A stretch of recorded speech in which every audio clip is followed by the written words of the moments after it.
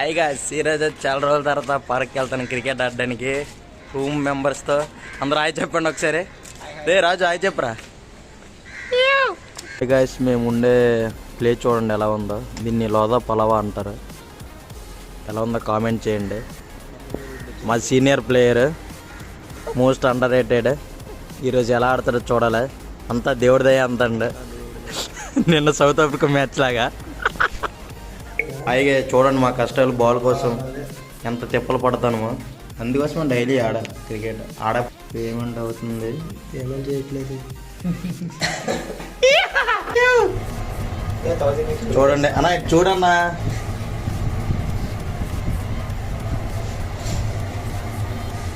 మాట్లాడరా. Hi guys, finally ball వచ్చింది. Cricket ఆడడానికి వెళ్ళిపోతున్నాం. కాకపోతే డెలివరీ బాయ్ డబ్బులు కొట్టిన వరకు బాల్ అని అనిసాడు. అందుకే నర్సం కూడా పేమెంట్ చేస్తాడు. చూడు క్రికెట్ ఆడడానికి ఎంత ఉత్సాహంగా ఉన్నారు ఆ కుర్రోళ్ళు. హాయ్ గాయ్స్, అన్బాక్స్ చేస్తున్నాం బాల్స్. నర్సం కూడా వచ్చిన హిందీతో డెలివరీ బాయ్తో మాట్లాడి పేమెంట్ చేశాడు. 3 బాల్స్ వచ్చాయి. కాకపోతే ఎవడి ఈ 3 బాల్స్ అర్థం కావట్లేదు. 3 వచ్చాయి, 4 రావాలి అసలు. నార్మల్గా అయితే ఒక ఎక్స్ట్రా ఇవ్వాలి మన తెలుగులం కాబట్టి. ఇక్కడ తెలుగు వాళ్ళకి ఎక్స్ట్రా బాల్స్ ఇవ్వట్లేదు. ఫైనల్లీ బ్యాట్ కూడా వచ్చింది. మాకు తెలుసు వీడికి బ్యాటింగ్ రాదు, కనీసం బ్యాట్ కూడా కొట్టుకోవడం రాదు. చిన్నప్పటి నుంచి చూస్తాను వీడికి బ్యాట్ కూడా కొట్టుకోవడం రాదు. అంగా గుంటలో వెనకాల తిరగడం, ఫ్రీ ఫైర్లు ఆడడం. వెళ్ళిపోతున్నాం గ్రౌండ్కి. ఇక పార్క్ వచ్చేసాం. మా వాళ్ళు వచ్చిరా అని పిచ్ కండిషన్ చూస్తున్నారు. ఏ కండిషన్ చూసినా ఆ పిచ్లో ఆడడం తప్పదు. ఎందుకంటే మాకున్నది ఒకే ఒక పిచ్. అయినా మాకు ఈ వచ్చిరాని ఆటతోటి ఈ పిచ్ చాలు.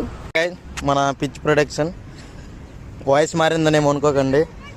అంత ఇద్దరం వాయిస్ ఇస్తే బాగుంటుందని మా ఒపీనియన్. చూడండి పిచ్ ఫుల్ గ్రాస్గా ఉంది. చెప్పండి మా ప్లేయర్, సీనియర్ ప్లేయర్ చూడండి. ఇదిగో ఓపెనర్ అంటాడు పుట్టిన కొడుకు. ఆడు కీపర్ ఆడాడు. ఇది అసలైన పిచ్. హాయ్ గాయ్స్, సక్సెస్ఫుల్ గా అయిపోయింది. నెట్ ఫెయిల్ అయిపోయింది. మళ్ళీ క్యాబ్ ఫస్ట్ పికప్ మంది. అందరూ ఇంగ్లీష్ లో మాట్లాడండి ఒక్కొక్క పదం. Difficult to bat. ఓకే అయిపోయింది. అర్థం ఇంగ్లీష్ వచ్చు. సబ్స్క్రైబ్.